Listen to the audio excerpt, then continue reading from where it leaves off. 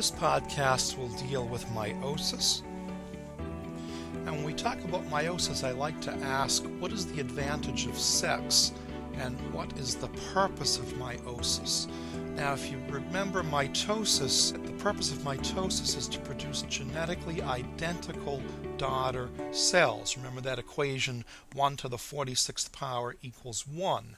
On the other hand, the purpose of meiosis is to produce genetically diverse daughter cells, the daughter cells here being the gametes. Remember this equation, 2 to the 23rd, 8,388,608 possible combinations from independent assortment of homologous chromosomes at metaphase 1. And this number, it gets even way larger because of homologous recombination or crossing over that occurs in prophase 1. This diagram compares and contrasts mitosis and meiosis, and I'm going to spend a little time going over it because it might help to put things in perspective. So let's look at somatic cells, mitosis on the left, and meiosis, what's occurring as gametes are formed. So in mitosis, one cell division results in two daughter cells. Chromosome number, humans 2n equals 46, and so you have a single cell division producing two daughter cells, 2n equals 46. Here, if we look at DNA replication, there's a pre-mitotic S. DNA goes from 2C to 4C and S, and then through G2 and M, and back down to 2C during mitosis, and back to the 2C DNA content. There's normally no pairing of homologous chromosomes, so you don't form tetrads. There's normally no recombination. This is an important point. During metaphase of mitosis, there's bi-orientation of sister kinetochores. There's loss of cohesion between sister chromatids during metaphase, and so the centromeres divide at anaphase, and each pole gets an identical copy of the DNA from each chromosome.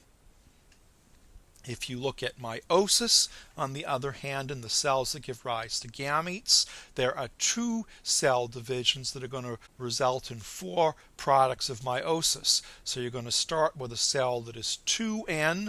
It's going to go in the first meiotic division to n. The second meiotic division also is going to go to n. But here you're going to look at differences in DNA content. We can look at a pre-meiotic S phase for both cell divisions. DNA replicates, so you're going to go from 2C to 4C. First meiotic division, you're going to go 2C, and the chromosome number is also reduced.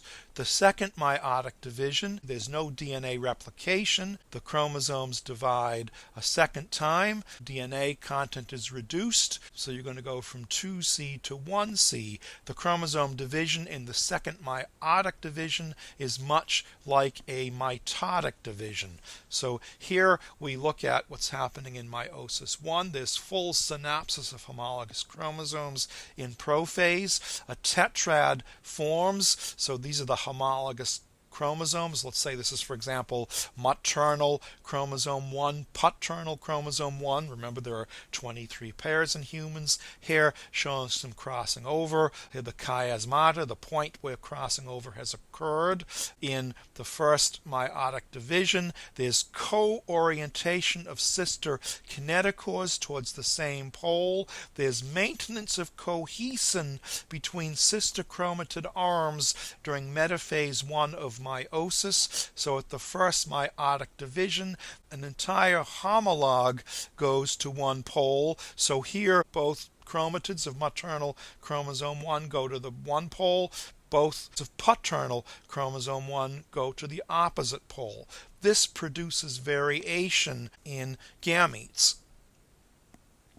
So here's another way to look at it, comparing mitosis and meiosis in humans. In mitosis, there's one DNA replication, one chromosome division. So if you look at for humans, 2C is 7 picograms, 2N is 46 chromosomes. So you go from 7 picograms to 14 picograms through S. So you're entering at the end of G2 14 picograms, 46 chromosomes. Go to G1, you go through division, back to 2C, 46 chromosomes. DNA amount remains the same, chromosome number remains the same, and this is because the chromosomes are behaving as individual units. Meiosis, there's one DNA replication, there's 2 chromosome divisions, so that a diploid cell produces 4 genetically different haploid cells.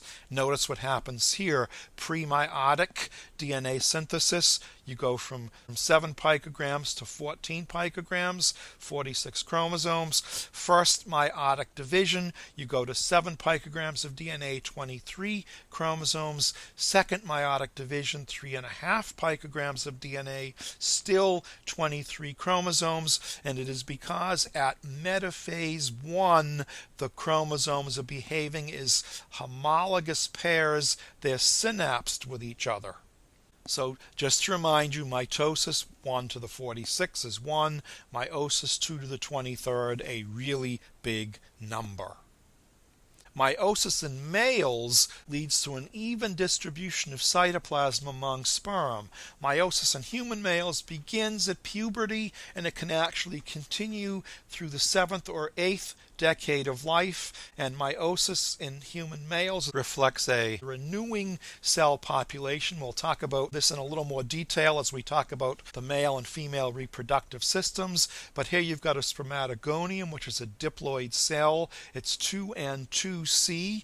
The primary spermatocyte is 2N4C. At meiosis 1, the secondary spermatocyte is 1N2C. At meiosis 2, the spermatid is 1N1C, so the secondary spermatocyte is haploid with respect to chromosome number. The spermatid is haploid with respect to chromosome number and with respect to DNA content. And in sperm maturation, there's a series of post-mitotic maturation events that occur to get mature sperm. We'll look at that in much more detail when we talk about the male reproductive system. The female system is unusual. Meiosis here in females leads to an uneven distribution of cytoplasm between the ovum and the polar bodies. As you probably know, meiosis in human females begins at 3 months of fetal life, and it then arrests, and it remains arrested until puberty, and then at puberty meiosis resumes, and it continues through menopause. We talk about meiosis in human females as reflecting a decaying cell population, and we'll talk about this in more detail as we talk about the female reproductive system. But here you've got, for example, oogonia dividing by mitosis. They're 2N2C. Eventually they're going to enter the primary oocyte stage at about 6 to 7 months of fetal life. They'll be 2N4C. The LH surge just prior to ovulation stimulates the first meiotic division, and that will produce a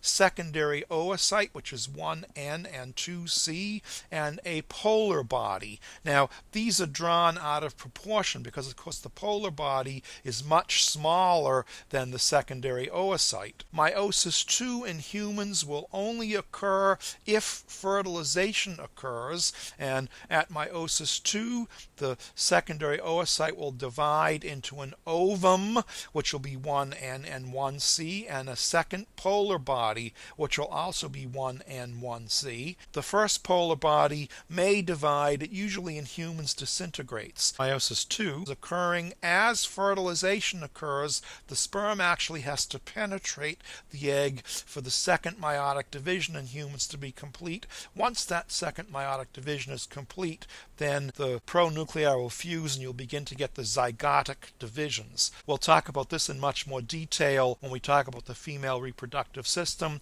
but meiosis is clearly under endocrine control, and this is just to put that in perspective for you. I'm not going to go over it in detail here because we will go over it in detail in the female reproductive system, and you clearly go over it in much more detail in your physiology course as well. Just some points to wrap up about meiosis versus mitosis.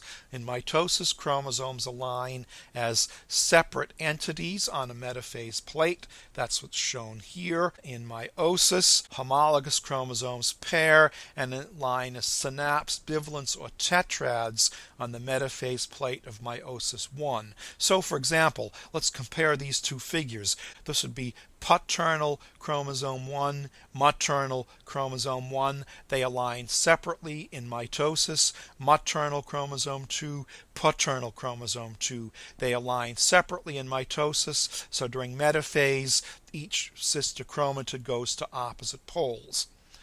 Here in meiosis, the homologous chromosome synapse, so maternal chromosome 1, paternal chromosome 1 align as a homologous pair. Maternal chromosome 2, paternal chromosome 2 align as a homologous pair. So here in humans, there are 23 homologous pairs on the metaphase 1 plate, whereas in mitosis in humans, there are 46 individual chromosomes aligned on the metaphase plate. Metaphase 1 of meiosis, the homologous pairs separate, so an entire chromosome consisting of both sister chromatids goes to one pole or the other. This figure shows the tetrad or bivalent, consists of 4 chromatids. So these would be the maternal chromatids, the paternal chromatids, the chiasmata, the point of crossing over between the homologous chromosomes. Chiasmata are essentially a manifestation of recombination that actually occurs in zygotine or pachytene. You don't see the chiasmata until much later in prophase 1, sort of at diplotin or diakinesis. This just shows the 46 human chromosomes, 22 pairs of autosomes, and the pair of sex chromosomes, so 2n equals 46, and they're just displayed nicely on the right side of the figure. This figure finally compares and contrasts mitosis and meiosis again. The first meiotic division, we call it the reduction division. DNA content goes from 4C to 2C. Chromosome number goes from 46 to 23 at the first meiotic division. The second meiotic division, we call it an equational division. It's similar to mitosis.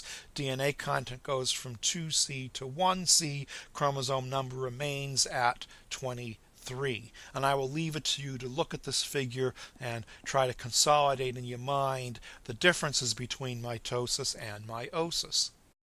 With respect to the stages of meiosis, we talk about a pre-meiotic S phase where DNA synthesis occurs, and then meiosis 1, the reduction division, sometimes called the heterotypic division. Prophase 1 is very protracted, it's very elaborate, and in human females it can last for decades. But there's a leptotene stage where there's a condensation of chromatin and assembly of lateral elements of the synaptonemal complex. The zygotene stage is the assembly of the central elements of the synaptonemal complex. The synaptonemal complex, of course, is the structural basis to allow homologous recombination to occur. That recombination occurs in pachytene. Then you have diplotin or diakinesis, and in females there's a decondensation of chromatin here, and you have an intense amount of transcriptional activity, especially for ribosomal RNA. You're going to have translation of proteins that are specific proteins needed for the egg to survive. Then at metaphase 1, there's going to be recondensation of chromatin. Transcription and translation is going to cease. In human females, this is only going to occur if ovulation occurs. Then there'll be anaphase 1, telophase 1. There's a very brief interphase after telophase. There's no DNA synthesis. In humans, you can't hardly recognize that interphase. Meiosis 2 is the equational division or the homotypic division. In human females, this only occurs if the egg is fertilized. So there'll be a very quick prophase 2, metaphase 2, anaphase 2, then telophase 2, and in sperm, after telophase 2, there's a whole series of maturation events that are going to occur as the sperm is going to mature. In the egg, after telophase 2, the pronuclei will fuse, and then you'll get into the first embryonic divisions.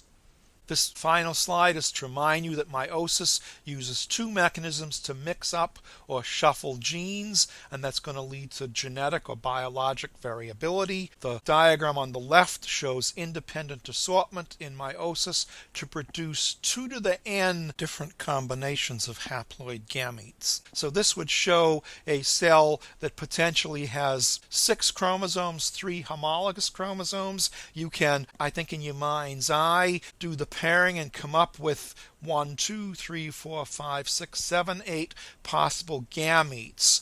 2 to the third, 3 homologous pairs, 8. It'd be a little bit hard to do that in humans, but 2 to the 23rd combinations, as we said, well over 8 million. And then the diagram on the right showing homologous recombination in meiosis 1 is exchanging segments on homologous chromosomes. It's sorting the genes. This diagram shows 2 crossover events on 1 pair of homologous chromosomes. The 2 crossover events there would lead to 4 possible gametes. So here you can imagine, combine these numbers by multiplication. 8,388,608 possible combination of gametes times ever how many crossover events occur. You're going to multiply that number times that number. It's an infinite number of possible gametes that can occur as a result of meiosis, thus assuring that no gamete is the same, thus assuring genetic variability, thus an absolute necessity for the evolution of species. Finally, the last slide in this internet film from McGraw-Hill, it's got a nice, simple animation to show how meiosis works. But you'll see as you click on that video, the animation will come up.